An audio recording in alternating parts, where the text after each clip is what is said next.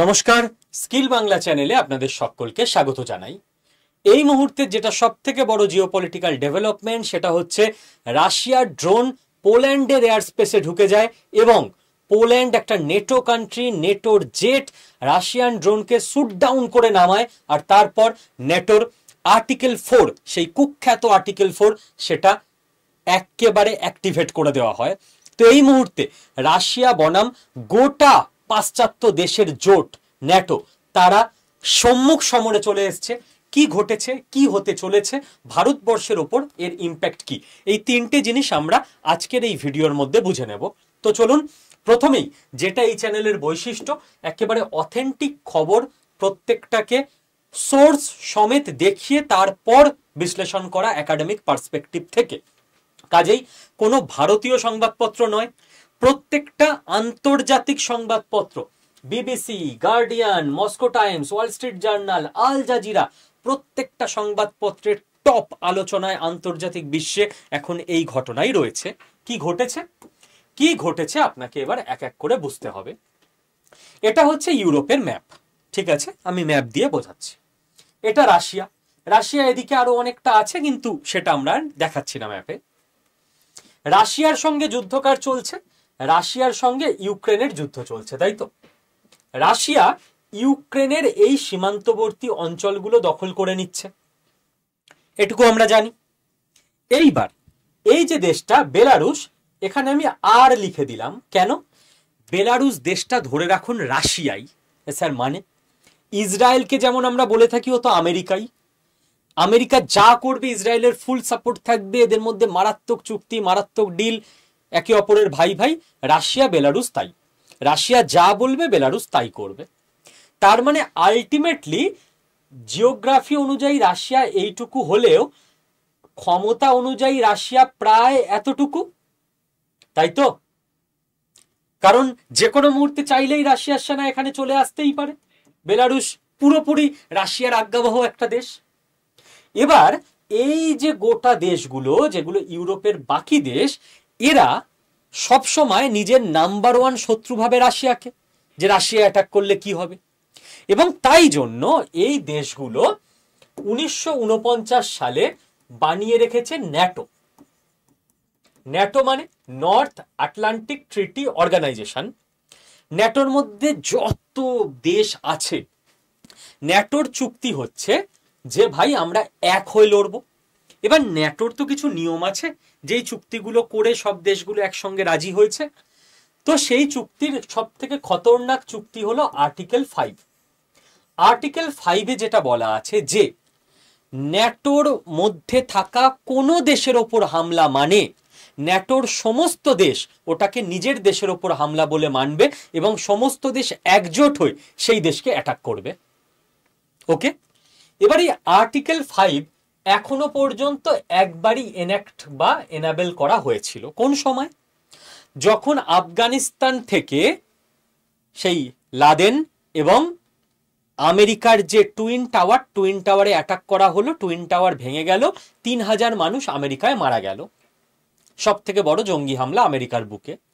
তখন America article 5-কে enact করে দিয়েছিল, কারণ আমেরিকা নিজেও ন্যাটোর সদস্য, আমেরিকা এবং ইউরোপের সব দেশই আছে ন্যাটোর মধ্যে, এবং সমস্ত দেশ মিলে অ্যাটাক করেছিল আফগানিস্তানের ওপর, সেটা আমরা জানি। এইবার কি হয়েছে গতকাল, যেটা হয়েছে সেটা হচ্ছে এই যে ন্যাটোর সমস্ত দেশগুলো রয়েছে, এই দেশগুলোর সব থেকে ফ্রন্ট লাইন ওয়ারিয়ার বলে মানা হয় পোল্যান্ডকে। কেন? কারণ দেখুন এই অবধি হচ্ছে রাশিয়া, এরপরই হচ্ছে পোল্যান্ড। তো মনে করা হয় যে পোল্যান্ড হচ্ছে ফার্স্ট লাইন অফ কন্ট্রোল বা ওয়ারিয়ারদের মধ্যে ফার্স্টে দাঁড়িয়ে আছে। পোল্যান্ড যদি কোনোভাবে রাশিয়া দখল করে নেয়, তার পরের টার্গেটই হচ্ছে জার্মানি। আর জার্মানি হচ্ছে ইউরোপের ইকোনমিক প্রাণ কেন্দ্র, কারণ এইখান থেকেই শুরু হয়ে যাচ্ছে মেন ইউরোপের ওই গ্ল্যামার। কারণ এই হচ্ছে জার্মানি, জার্মানির পর হচ্ছে ফ্রান্স, এই হচ্ছে লন্ডন, ইউনাইটেড কিংডম, ব্রিটেন, ঠিক আছে, ইংল্যান্ড। তো মেন টাকা পয়সাওয়ালা দেশগুলো সব এইখানে রয়েছে।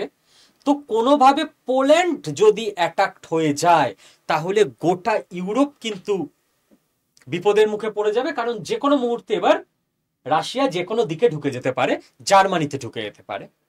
এবং এর একটা পুরনো ইতিহাসও আছে যে কারণে গোটা ইউরোপ এত ভয় পায়, সেটা হচ্ছে বিশ্বযুদ্ধের সময় রাশিয়ার সেনা কিন্তু এই একই পথে জার্মানিতে এসেছিল এবং জার্মানি দখল করে নিয়েছিল বিশ্বযুদ্ধের সময়, অনেক আগের কথা। বাট তবু ঘর পোড়া গরু সিঁদুরে মেঘ দেখলে ভয় পায় কথাই আছে।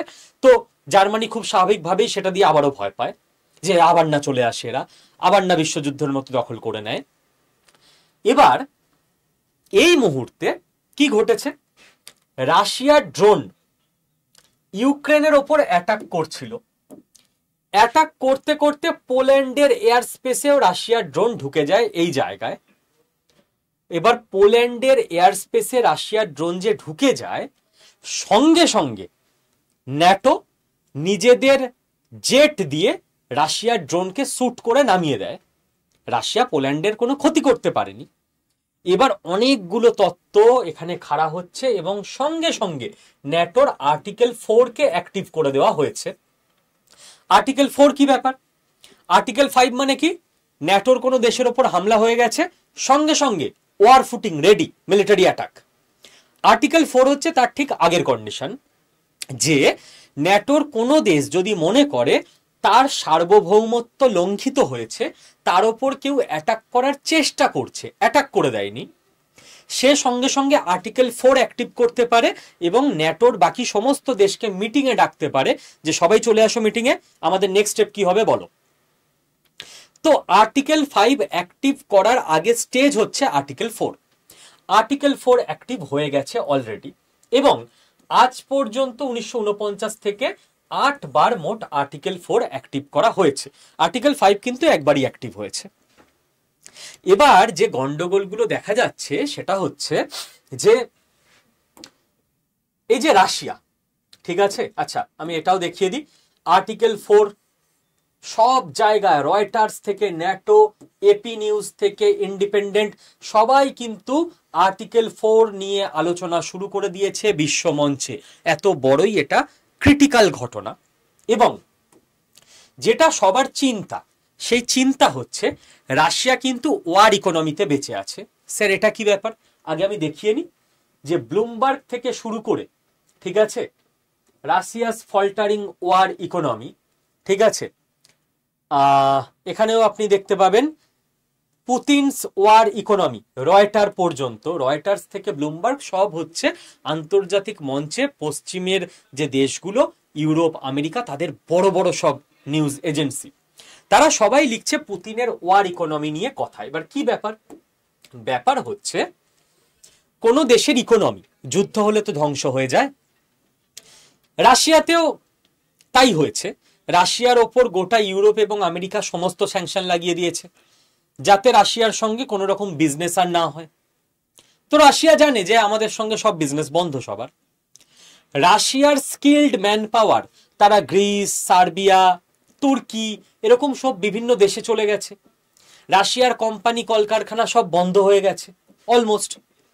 এবার এই যে জিনিসটা ঘটবে, এটা রাশিয়া অনেক আগে থেকে জেনে রাশিয়া নিজেকে তৈরি করেছে ওয়ার ইকোনমিতে বেঁচে থাকার জন্য। সব দেশ কিন্তু ওয়ার ইকোনমিতে বাঁচতে পারবে না, বাকি দেশগুলো নর্মাল ইকোনমিতে চলে, যুদ্ধ হলে ইকোনমি ধ্বংস হয়ে যাবে, দেশ চলবে না। রাশিয়া বলে এখনো চলছে, কারণ রাশিয়া নিজের যে সরকারি সংস্থাগুলো আছে, আমাদের এখানে ইছাপুরে আছে না রাইফেল ফ্যাক্টরি, মেটাল ফ্যাক্টরি, এইরকম রাশিয়াতে প্রচুর এবং হাইলি স্কিল্ড সরকারি অস্ত্র কারখানা আছে। তাই জন্য আপনি দেখবেন যে রাশিয়ার টাকার টান পড়ছে না, রাশিয়ার অস্ত্রের অভাব হচ্ছে না, রাশিয়া একই মোডে যুদ্ধ চালিয়ে যাচ্ছে। ইউক্রেনের ওপর কালকেও ড্রোন দিয়ে অ্যাটাক করে গেছে, কারণ রাশিয়ার সরকারি কোম্পানি এগুলো বানাচ্ছে। কয়েকদিন আগে খেয়াল করে দেখবেন আমেরিকা এবং ইউরোপে অস্ত্রের একটু খামতি বা কমতি দেখা গেছিল, অস্ত্রের শর্টেজ হয়ে গেছিল, বাট রাশিয়ার অস্ত্রের শর্টেজ হচ্ছে না। রাশিয়ার কাছে তার তেলের ভান্ডার আছেই, যেটা ইন্ডিয়া এবং চীনকে বিক্রি করে সে টাকা ঠিক পেয়ে যাচ্ছে। এবং রাশিয়ার সঙ্গে বিভিন্ন দেশের জিওপলিটিক্যাল মারাত্মক লবি আছে, বেলারুস থেকে শুরু করে এরকম বিভিন্ন দেশ। এবং রাশিয়া নর্থ কোরিয়ার মতো দেশের সঙ্গে চুক্তি করে রেখেছে যে নর্থ কোরিয়ার কিম জং উন পাগলটা, ওর দেশের সৈন্য রাশিয়ার হয়ে লড়াই করবে। এবং রাশিয়া নিজের সাধারণ মানুষকে, নিজেদের ইউথকে প্রচুর টাকা দিয়ে যাচ্ছে যে তোমরা খালি সেনাবাহিনীতে নাম লেখাও এবং লড়াই করো। এবং রাশিয়ার কোনোদিন অস্ত্রের খামতিই হচ্ছে না, কারণ লাস্ট এত বছর ধরে রাশিয়া প্ল্যান করে রেখেছে যে আমাদের সরকারের একটাই লক্ষ্য, আমরা অস্ত্র বানিয়ে যাব, অস্ত্রের কমতি হবেই না আমাদের। নাও ওয়ার ইকোনমি রেডি, আমাদের ইকোনমি ধ্বংস হবে না, আমরা যুদ্ধ করার জন্য রেডি। তাই রাশিয়া ক্লিয়ারলি জানিয়ে দিচ্ছে যে আমরা তো ভাই প্ল্যান করেই বসে আছি, নেক্সট 10 বছর যুদ্ধ চলবে, নো ইস্যু, চালাবো, আমরা তো যুদ্ধ চালিয়ে নেবো, আমাদের কোনো অসুবিধা নেই, তোমরা বোঝো তোমরা কি করে যুদ্ধ চালাবে, তোমরা তো ওয়ার ইকোনমির জন্য রেডি হওনি, আমরা এত বছর ধরে একটাই রেডি হয়ে এসেছি যে একদিন যুদ্ধ হবে এবং ওয়ার ইকোনমির জন্য আমাদের রেডি হতে হবে। যার ফলে গোটা ন্যাটো আরো চিন্তিত যে ভাই রাশিয়ার তো হারানোর কিছু নেই, ওর ওপর সারা পৃথিবীর সব স্যাংশন লাগিয়ে দেওয়া হয়েছে, তাও ও থামছে না, এখন তো আরোই থামবে না, কালকে যদি অ্যাটাক করতে শুরু করে তখন কি হবে? আপনি বলবেন কি আবার হবে? আর্টিকেল 5 এনঅ্যাক্ট হয়ে যাবে এবং আর্টিকেল 5 অনুযায়ী সব দেশ মিলে, আমেরিকা থেকে ইংল্যান্ড, ফ্রান্স থেকে শুরু করে সবাই মিলে রাশিয়ার ওপর অ্যাটাক করে রাশিয়াকে শেষ করে দেবে। না, পারবে না। কেন পারবে না? দুটো ব্যাপার। আমাদের এই চ্যানেলে আমরা ডেড হ্যান্ড নিয়ে ভিডিও করে বলে দিয়েছিলাম, মনে আছে ডেড হ্যান্ড কি জিনিস? ডেড হ্যান্ড হচ্ছে রাশিয়ার মধ্যে আর্টিফিশিয়াল ইন্টেলিজেন্স দিয়ে পুরো অস্ত্র ভান্ডার সাজিয়ে রাখা আছে, যে কোনোদিন যদি রাশিয়ার ওপর মারাত্মক অ্যাটাক হয় এবং পুতিন থেকে শুরু করে রাশিয়ার বড় বড় অফিসার যদি মারা যায়, কাউকে কোনো সুইচ প্রেস করতে হবে না, এআই আর্টিফিশিয়াল ইন্টেলিজেন্স বুঝে নেবে যে রাশিয়া ধ্বংস হবার আগে রাশিয়ার ডেড হ্যান্ড কাজ করবে, মানে মৃত মানুষের হাত, কাউকে বেঁচে থাকার দরকার নেই। কি সেই মৃত মানুষের হাত? সে অটোমেটিক সুইচ প্রেস করে দেবে, এআই। এবং রাশিয়ার যত নিউক্লিয়ার ক্ষেপণাস্ত্র আছে সবকিছু ছুটে যাবে সারা পৃথিবীর দিকে। কে বাঁচলো কে মরলো রাশিয়ার আর কিচ্ছু যায় আসে না। তো ন্যাটো কোনোদিন এই রিস্ক নিতে পারবে না, যেরা তো পাগল, ডেড হ্যান্ডকে অ্যাক্টিভ করে রেখে দিয়েছে, এর ওপরে অ্যাটাক করলে বলবে না আমি তো মরেই গেলাম, ডেড হ্যান্ডকে অ্যাক্টিভ করে দিয়ে গেলাম, তোরা সবাই মর, পুরো পৃথিবী শেষ হয়ে যাবে। আমেরিকা থেকে শুরু করে ইউরোপ কেউ এই রিস্ক নিতে পারছে না যে ওদের ওপর একসঙ্গে অ্যাটাক করবো, ডেড হ্যান্ড অ্যাক্টিভেট হয়ে সবাই মরে গেলাম, তাহলে তো আর যুদ্ধ করে লাভ কি হলো, কেউই জিততে পারলো না। সেকেন্ড যেটা ব্যাপার হচ্ছে, আর্টিকেল 5 এনাবেল হলে কতজন দেশ যে এসে একসঙ্গে লড়বে এটাই ব্যাপার। আপনি বলবেন কেন, এটা তো নিয়মেই আছে। আরে বাবা, নিয়মে আছে, নিয়ম মেনেছে এরকম উদাহরণ কতবার হয়েছে? এখনো অবধি তো একবারই এই আর্টিকেল 5 এনঅ্যাক্ট হয়েছিল, তাও কার এগেনস্টে? আফগানিস্তানের এগেনস্টে, দুর্বল দেশ। তাও মজার ব্যাপার, ডেনমার্কের মতো দেশ, এই যে ডেনমার্ক, এই দেশ 10 জন না 15 জন, এক্সাক্ট গুগল করবেন জানতে পারবেন, সেনা পাঠিয়েছিল আফগানিস্তানে লড়ার জন্য। আপনি তো কাউকে জোর করতে পারেন এই এত সেনা দিতেই হবে তোমার দেশ থেকে, এই তুমি ন্যাটোর মেম্বার, তোমাকে এতগুলো ফাইটার হেলিকপ্টার দিতেই হবে। এটা তো ভলেন্টিয়ারি, চাঁদা, যে যতটা পারবে দেবে। ডেনমার্ক 15টা সেনা পাঠিয়েছিল, আমার 15 জন সেনা আফগানিস্তানে গিয়ে লড়বে। এবার ওদের কি 15টা সেনা আছে? আছে অনেক বেশি। এবার কোন দেশ কতটা এগিয়ে আসবে সেটা একটা ব্যাপার। এখনো অবধি পুরনো কোনো উদাহরণ নেই একবার ছাড়া, যে হ্যাঁ বারবার দেখা গেছে সব দেশ একসঙ্গে খাড়া হয়েছে রাশিয়ার বিরুদ্ধে। আফগানিস্তানের বিরুদ্ধে 15টা সেনা পাঠিয়েছে, যেখানে কোনো ভয় নেই। আর এবার এখানে রাশিয়া, যখন আমেরিকা বা কেউ বলবে যে চলো ন্যাটো একজোট হয়ে রাশিয়ার ওপর অ্যাটাক করো, এই যে 30-35টা দেশ আছে ন্যাটোর মধ্যে, এর মধ্যে ছোট ছোট যে দেশগুলো আছে না, এরকম 15-20টা দেশ আগেই ন্যাটো ছেড়ে ইমিডিয়েট বেরিয়ে যাবে, বলে রইলো তোর ন্যাটো, আমি থাকবোই না এর মধ্যে, খেয়ে দিয়ে কাজ নেই, রাশিয়ার সঙ্গে লড়তে যাব, কালকে আমার দেশকেই উড়িয়ে দেবে, আমি সেনা টেনা পাঠাবো না।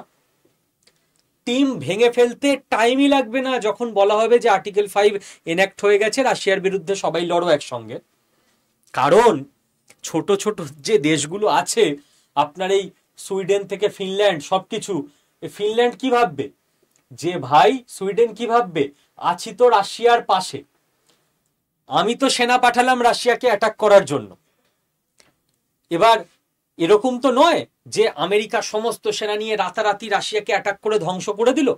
আমেরিকা সব সেনাকে এক করে রাশিয়াকে একটু ভয় দেখাবে, একটু অ্যাটাক করবে, কারণ সবাইকে মেরে দিলে তো ডেড হ্যান্ড অ্যাক্টিভ হয়ে যাবে, তখন তো আরও বিপদ।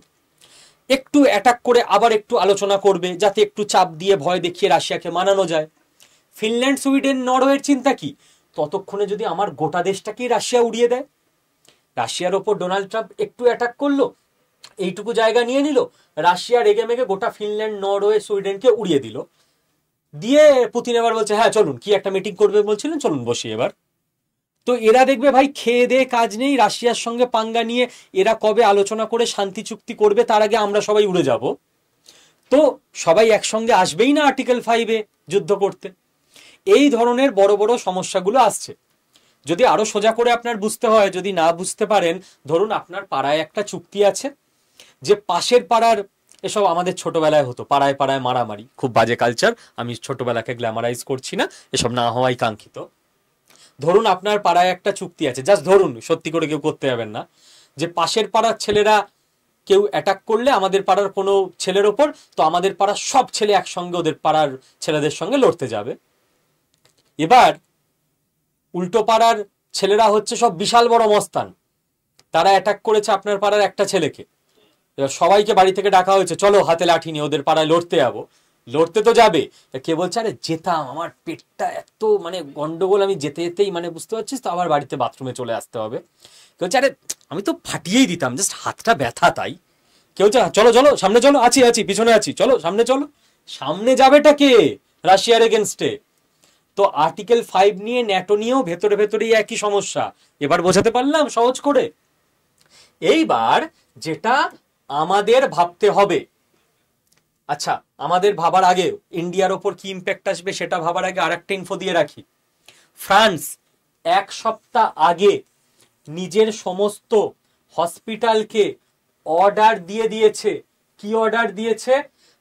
মার্চ 2026-এর জন্য প্রস্তুত হয়ে নাও, বিশাল বড় যুদ্ধ লাগতে চলেছে, সমস্ত হসপিটালকে রেডি করো, প্রচুর আহত মানুষের চিকিৎসা করতে হবে। কি ব্যাপার? ফ্রান্স হঠাৎ করে নিজের হসপিটালগুলোকে এরকম অর্ডার দিল কেন? এবং ফ্রান্স অর্ডারে এটাও লিখেছে যে হতে পারে বিদেশি আহতদের চিকিৎসা করতে হবে, ফ্রান্সের আহত তারা নয়।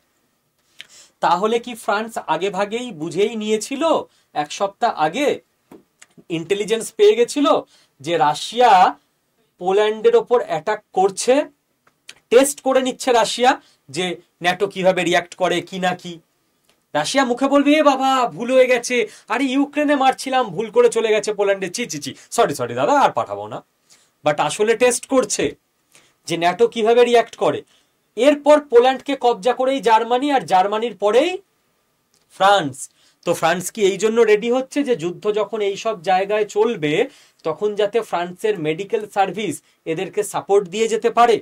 না হলে ফ্রান্স এরকম বড় অর্ডার কেন নিজের দেশে জারি করবে? এবার আমাদের আসল যে জিনিসটা বুঝতে হবে যে ভারতের ওপর এই সবের প্রভাব কি। ভারতের ওপর এই সবের প্রভাব অত্যন্ত নেগেটিভ। কেন? দেখুন, ডোনাল্ড ট্রাম্প ইউরোপিয়ান ইউনিয়নকে বারবার বলছিল যে 100% ট্যারিফ লাগাও চীন আর ইন্ডিয়ার ওপর। কেন? চীন আর ইন্ডিয়াই পুতিনের সঙ্গে ভালো বন্ধুত্ব, চীন আর ইন্ডিয়া পুতিনকে চাপ দিয়ে ইউক্রেনের যুদ্ধ বন্ধ করাতে পারে। তো রাশিয়ার ওপর সব ট্যারিফ, সব স্যাংশন লাগানো হয়ে গেছে, ওকে আর ভয় দেখানোর কিছু নেই, এখন ইন্ডিয়া আর চীনকে প্রেসার দাও। ইউরোপিয়ান ইউনিয়ন দিচ্ছিল না। কেন? ইউরোপিয়ান ইউনিয়ন বলছে যে ভাই আমাদের দেশের সব জিনিসপত্র আসেই চীন থেকে আর ইদানিংকালে ভারত থেকে, আমরা যদি ওদের দেশের জিনিসের ওপর ট্যারিফ লাগিয়ে দিই ওদের তো বিপদে ফেললাম, ঠিক আছে, কিন্তু আমার দেশেরও তো সব জিনিসের দাম বেড়ে যাবে, সস্তার ইন্ডিয়ার আর চীনের জিনিস যদি আমাদের মার্কেটে না আসে, আমাদের দেশের ইনফ্লেশন আটকাবো কি করে? আমাদের দেশের মানুষ তো খেপে যাবে, আমাদেরই ভোট দিয়ে সরকার থেকে সরিয়ে দেবে সাধারণ মানুষ। তো এই জন্য ইউরোপিয়ান ইউনিয়নের দেশগুলো, মানে ইউরোপের মহাদেশের ছোট ছোট দেশগুলো, তারা ইন্ডিয়া আর চীনের ওপর ট্যারিফ লাগাচ্ছিল না, যে ভাই এ ট্রাম্পের কথা শুনে লাভ নেই। কিন্তু ইউরোপের যদি এবার মনে হয় যে রাশিয়া ঢুকে পড়ছে ঘরে, রাশিয়াকে থামানো দরকার, রাশিয়া খালি আর ইউক্রেনে নয়, এবার পোল্যান্ডে, জার্মানিতে, ফ্রান্সকে সবাইকে পেটাবে, তো আমার দেশের জিনিসের দাম বাড়লে বাড়ুক, ইনফ্লেশন যা ইচ্ছা হোক, ইন্ডিয়া আর চীনের ওপর লাগাও 100% ট্যারিফ, পারলে ওরাই রাশিয়াকে আটকাতে পারবে বুঝিয়ে শুনিয়ে। তাহলে ইন্ডিয়ার যথেষ্ট বিপদ বাড়বে রাশিয়ার কারণে। কারণ এমনি আমেরিকার সঙ্গে এখনো ফাইনাল ট্রেড ডিল হয়নি। ইউরোপের মার্কেট আমাদের বড় ভরসা, যেখানে আমরা জিনিসপত্র বিক্রি করি। ইউরোপের মার্কেটেও যদি আমাদের ওপর ট্যারিফ লেগে যায় রাশিয়ার কারণে, তাহলে কিন্তু ইন্ডিয়ার এক্সপোর্টাররা যথেষ্ট প্রবলেমে পড়বে। তো দেখেছেন তো, এখানে কিন্তু বন্ধু বা শত্রু বলে কিছু হয় না, ইন্টারেস্ট ধরে ধরে হিসেব করতে হয়। ইন্ডিয়া কিন্তু এক্ষুনি দৌড়াবে না, রাশিয়া আমাদের বন্ধু, রাশিয়া মেরে ফাটিয়ে দিক ইউরোপকে, আমরা নিয়ে নেবো ট্যারিফ, কোনো ব্যাপার না, একদমই না। ইন্ডিয়া কিন্তু ইউরোপের দেশগুলোর সঙ্গে ডিল করতে থাকবে যে ভাই দেখো, তোমাদের সঙ্গে আমাদের কোনো শত্রুতা নেই, রাশিয়াকে আমরা বলিও নি যুদ্ধ করতে, আমাদের ওপর অকারণে ট্যারিফ ফারিফ লাগাতে যেও না। ইন্ডিয়া সেই চেষ্টায় থাকবে। রাশিয়া বন্ধু, রাশিয়ার আলাদা বন্ধুত্বের জায়গা, তাই বলে রাশিয়া লোকের সঙ্গে মারামারি করছে, সেই ঝগড়ার মধ্যে আমরা নিজেদের মাথা গলাতে যাব না। বোঝা গেছে? এবং লাস্ট, স্কিল বাংলা পরিবারের সমস্ত দর্শককে জানিয়ে রাখি যে আর একদিনের অপেক্ষা। আজ 11 তারিখ, মাঝখানে খালি 12 তারিখ, 13 তারিখ থেকে শুরু হয়ে যাচ্ছে আমাদের স্কিল বাংলা পরিবারের সমস্ত দর্শকদের জন্য অনলাইনে ঘরে বসে এআই এর ট্রেনিং, আর্টিফিশিয়াল ইন্টেলিজেন্সের ট্রেনিং। সার্টিফিকেট দেওয়া হবে আপনাদেরকে, বাংলা ভাষায় শেখানো হবে, কেবল আপনাকে রেজিস্ট্রেশন করে নিতে হবে কোর্সের মধ্যে। কি করে রেজিস্ট্রেশন করবেন যারা এখনো করেননি, আর একদিন বাকি, 6291796360, এটা আমার অফিসিয়াল হোয়াটসঅ্যাপ নাম্বার। এখানে ফোন বা মেসেজ দয়া করে করবেন না, এখানে হোয়াটসঅ্যাপে জাস্ট হাই লিখে পাঠাবেন, আর কিচ্ছু লেখার দরকার নেই। আপনার কাছে অটোমেটিক আমার গ্রুপের লিংক চলে যাবে, ওই লিংকে ক্লিক করেই আপনি আমার হোয়াটসঅ্যাপ গ্রুপে জয়েন হয়ে যেতে পারবেন। আর হোয়াটসঅ্যাপ গ্রুপে জয়েন হলেই আমি আপনাকে দুটো অডিও দিয়ে দেবো, দুটো অডিও ভালো করে শুনে নিয়ে এআই এর ট্রেনিং প্রোগ্রামে জয়েন হয়ে যান আর নিজেকে স্কিলড করে তুলুন। জয় হিন্দ, সকলে ভালো থাকবেন, সুস্থ থাকবেন।